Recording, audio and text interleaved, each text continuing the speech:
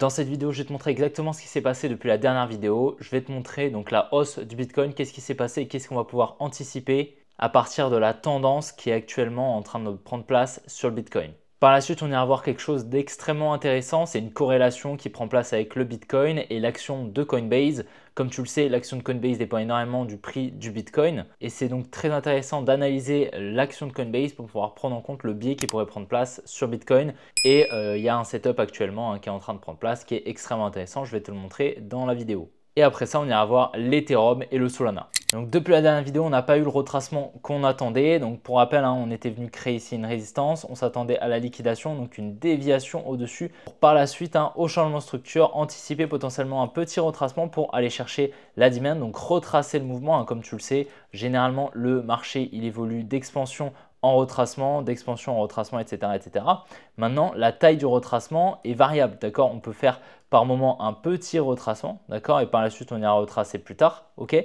Mais par la suite, on peut faire un très gros retracement, ça peut également arriver. Donc voilà, c'est vraiment variable et c'est des probabilités. Donc on anticipait un potentiel retracement pour venir récupérer cette demand des 97 500. Malheureusement, comme tu vois, ça n'a pas été le cas, ok? On est venu continuer la tendance haussière à court terme jusqu'à la TH du Bitcoin jusqu'aux 111 000 $, presque les 112 000. Ok, donc comme tu le vois juste là, ce qui s'est passé, c'est que là, on a eu une petite distribution très intéressante. On est venu créer une supply très intéressante, donc un mouvement haussier qui revient dans les précédents blocs. Tu vois, tous ces blocs haussiers, c'est ce dernier bloc qui revient dans les précédents, d'accord? Et par la suite, on a une grosse expansion baissière avec de la fair value gap. Pourquoi? Parce que comme tu vois ici, on a un écart entre ce low et ce high, donc on avait de la fair value gap à combler. Et comme tu vois, le prix du Bitcoin est parfaitement revenu dedans en créant une distribution. Donc encore une fois, donc une création de liquidité juste là, une trendline, la liquidation qui revient dans la supply et boum, ensuite on vient chiffre la structure. Donc pour le moment, je pense qu'à très court terme, on va avoir un retracement.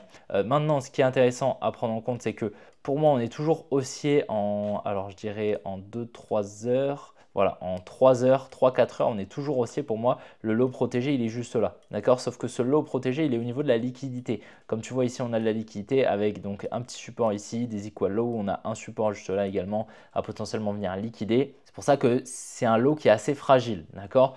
Pour moi, ce low, il y a quand même pas mal de probabilités qu'il soit liquidé. Et si on vient le casser, d'accord, si on va casser ce lot des 105 800 $, pour moi, ce sera assez probable d'effectuer le retracement dont je te parlais dans les précédentes vidéos, d'accord, et donc de venir récupérer ces liquidités. Pour le moment, on est toujours sur la tendance haussière, d'accord, et donc c'est pour ça que, voilà, tu vois bien, on a de la liquidité ici, une trendline, etc.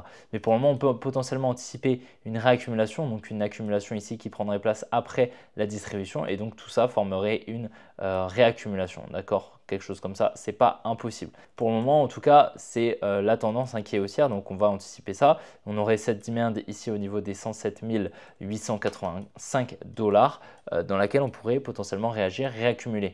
Maintenant, si je te montre un graphique assez clean, alors voilà, on voit bien ici, on a quand même 1, 2, 3, 4 structures qui sont en train de tenir, tu vois. Donc généralement, lorsqu'on a autant de structures qui tiennent, franchement, très souvent, on vient en casser au moins une. Ok, on vient généralement en casser une pour par la suite continuer la hausse. C'est le principe de fractalité. Donc en gros, on va avoir une petite structure comme ceci qui va se créer, puis par la suite, on va venir en liquider une pour exécuter la plus grande structure. D'accord? Et ça, c'est ce qui arrive très souvent. C'est pour ça que, honnêtement, là, on est clairement sur un mouvement qui est ce qu'on va appeler overextended, c'est-à-dire trop étendu. Et donc, le prix doit retracer pour refermer des ordres en négatif, recréer de la liquidité pour par la suite repartir à la hausse potentiellement. D'accord?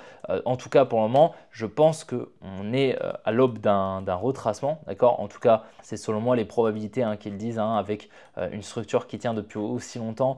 On a généralement plus de probabilités de retracer plutôt que d'aller chercher beaucoup plus haut les 120 130 000 $. D'accord? On est déjà très étendu sur le mouvement et puis en plus de ça, on n'est pas forcément en ligne droite. On est vraiment là en train de créer énormément de liquidité et créer cette structure. D'accord? Donc c'est pour ça que généralement ce genre de structure vient d'être cassé au moins une fois et on pourrait revenir potentiellement ici. D'accord? Donc ça, c'est des probabilités, bien évidemment, c'est mon analyse. Tu as la tienne si tu veux et tu peux t'inspirer de la mienne pour effectuer la tienne, bien sûr. En tout cas, pour le moment, le retracement que j'attends sur Bitcoin, enfin du moins que j'anticiperai au vu des probabilités, conflue assez bien avec ce que je vais anticiper sur l'action de Coinbase et je vais te partager ça de suite. Alors pour te rappeler honnêtement, l'action de Coinbase c'est vraiment une masterclass, hein, c'est parfait tout ce qui s'est passé. Donc on avait eu ce top juste là, je t'avais partagé le top quand on était juste ici avec la distribution. On anticipait donc un retour dans cette demand puis dans celle-ci. On a bien réagi dans celle-ci et on a eu plus 85% quand même depuis la demand des 143 $. Dans cette demand, on a donc effectué une accumulation et dans la supply qui était donc par la suite notre target, hein, lorsqu'on a accumulé ici, qu'on est venu chiffrer la structure, notre target était passé ici. Hein. Donc la petite cible ici, si tu te souviens peut-être, elle était juste là. Donc tu vois, c'est cette supply, c'est ce mouvement haussier là dont on a vu d'ailleurs sur Bitcoin, hein, exactement la même chose. On a eu le mouvement haussier avant l'expansion baissière. Ok, donc c'était notre target avec la faible gap, etc., qui était très intéressante. Et généralement, dans une demand ou une supply, notamment une supply forte, comme celle-ci est le cas, hein, donc les 265 $, généralement on a une réaction. Cette réaction, elle se compose par une distribution généralement, d'accord. Et là, comme tu vois, on a pile poil une distribution qui s'effectue en 3-4 heures. Ok, dans la time frame 3-4 heures. Donc là, comme tu vois, c'est une distribution, on serait dedans depuis environ 10 jours, donc c'est quand même pas une petite distribution. On a une création de liquidité ici, donc une résistance qui a incité beaucoup d'intervenants à se placer en vente directement, à mettre leur stop loss juste en dessous, ok, mais également à la hausse, hein, d'accord, donc en mettant leur stop loss sous les lows juste ici, d'accord. Donc on a énormément d'intervenants qui se sont placés, qui ont donc injecté de la contrepartie sur le carnet d'ordre. Cette contrepartie en vente, donc les stop loss juste là, ont donc créé de la contrepartie à l'achat, qui ont été liquidés, qui ont été donc récupérés sur le carnet d'ordre grâce à cette déviation, cette liquidation, d'accord. On est venu chiffrer la structure juste là. Et pour moi, ici, à court terme, on est baissier. Il y a d'énormes probabilités d'aller récupérer cette tiers au niveau des 254 $. Cette tiers, c'est un gros niveau de liquidité. Donc pour moi, c'est vraiment la prochaine target. Il faut se dire que le Bitcoin, forcément, il a un énorme impact sur les bénéfices de l'action, enfin de l'entreprise de Coinbase. Donc forcément, ça a un énorme impact sur le prix de l'action de Coinbase, donc le coin, d'accord. Ça, c'est évident, d'accord. Il n'y a pas besoin d'avoir fait bac plus 10 pour le comprendre. Et généralement, ce qui se passe, hein, c'est comme ça d'ailleurs, on avait eu l'anticipation d'un gros mouvement baissier sur le Bitcoin. Du moins, ça nous avait permis d'aller chercher plus de probabilité d'exécution. C'était cette distribution sur l'action de Coinbase. On anticipait un potentiel biais baissier sur l'action de Coinbase. Donc, il fallait regarder potentiellement si le biais était cohérent sur le Bitcoin, d'accord. C'est pour ça qu'il y a une très forte corrélation entre les deux, d'accord. Ça, c'est évident. Donc c'est pour ça qu'on pourrait potentiellement anticiper la liquidation ici de cette tiers, même potentiellement ici de ce low. Et si on retrace vraiment, on effectue un gros retracement, comme je t'ai dit, les retracements ils sont variables, hein, on peut littéralement faire quelque chose comme ça, hein, d'accord. Donc simplement venir récupérer la tiers, il y aura assez de liquidité ici pour réaccumuler et à ce moment-là on pourra repartir. Mais on peut également faire un retracement comme ceci, tac, et ensuite repartir, venir simplement récupérer ce lot. On accumule par exemple ici, hein, donc par exemple on pourrait créer un support, tac, on vient le liquider, on repart, d'accord, c'est possible.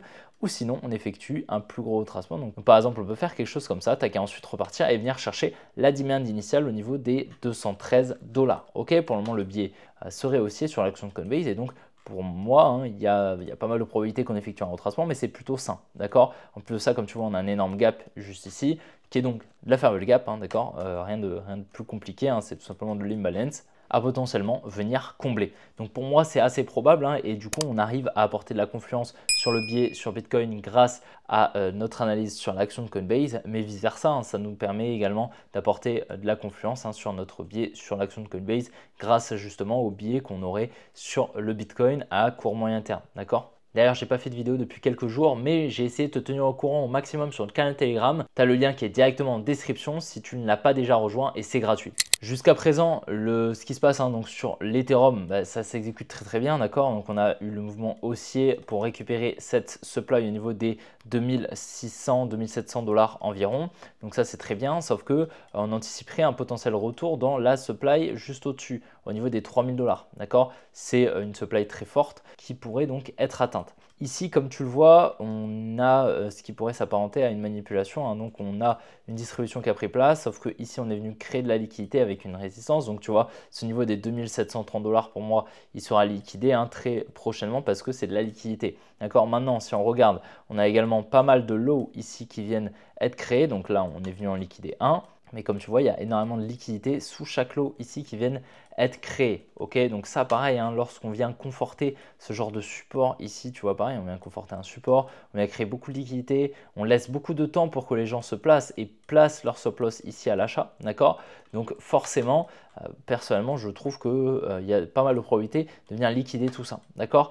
En plus de ça, ça nous permettrait donc de retracer toute cette expansion haussière et donc de venir récupérer ces liquidités pour que la smart money puisse se replacer. Et je pense honnêtement que c'est ce qui a de fortes chances d'arriver, c'est-à-dire une réaccumulation. Alors potentiellement un retracement très profond dans cette semaine, hein, d'accord? Mais bon, ce serait quand même assez étonnant qu'on ait un retracement jusqu'aux 1800 $.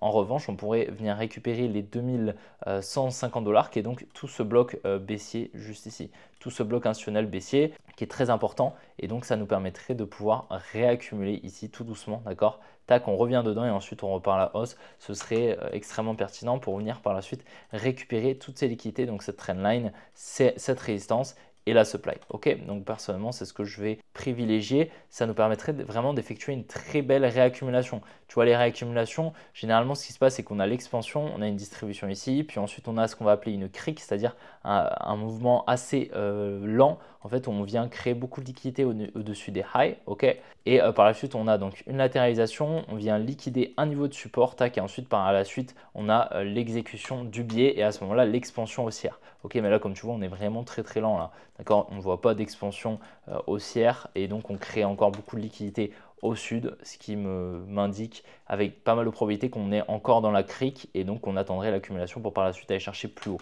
Sur Solana, comme tu vois, on est venu chercher au pips près la supply des 187 $, comme tu vois, donc ce mouvement haussier là, tout ça là, tout ce mouvement haussier que j'ai raffiné légèrement hein, au-dessus de ce high. Mais donc on est venu chercher la supply, on a très bien réagi dedans. Et pour rappel, on a toujours hein, cette demand qui serait super intéressante, c'est la demand au niveau des 156 $. Ok, qui serait extrêmement intéressante pour, pareil, comme sur l'Ethereum, hein, tout simplement réaccumuler, donc aller chercher toutes les liquidités, tous ces lots là qui sont présents, pour par la suite retracer, tac, tac, tac, on accumule, on repart à la hausse, ce serait extrêmement intéressant, d'accord? Pour le moment, comme tu vois, on a une trendline hein, qui vient être créée juste ici, donc ça pareil, hein, ça incite des intervenants à se placer, donc ça crée la liquidité. Mais par contre, on a bien eu hein, la réaccumulation ici, donc qui est magnifique. Hein. On a eu donc une réaccumulation, une expansion.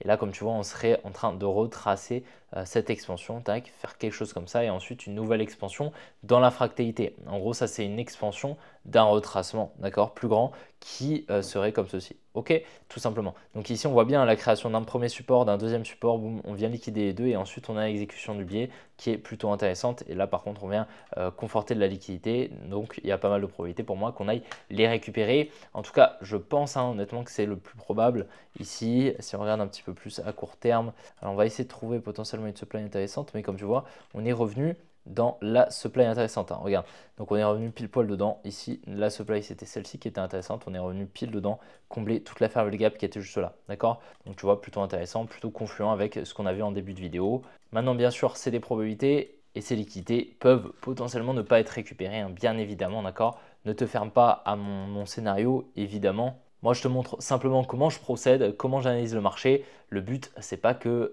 ça te permette forcément de prendre une décision. Prends tes propres décisions, d'accord? C'est pas moi qui vais trader pour toi, bien sûr. Et donc voilà, j'espère que la vidéo t'a plu. Si c'est le cas, n'hésite pas à la liker et à t'abonner si ce n'est pas déjà fait. N'oublie pas de me rejoindre sur mon canal Telegram qui est directement en description. Et dans tous les cas, on se retrouve très bientôt pour une prochaine vidéo. Allez, ciao les gars!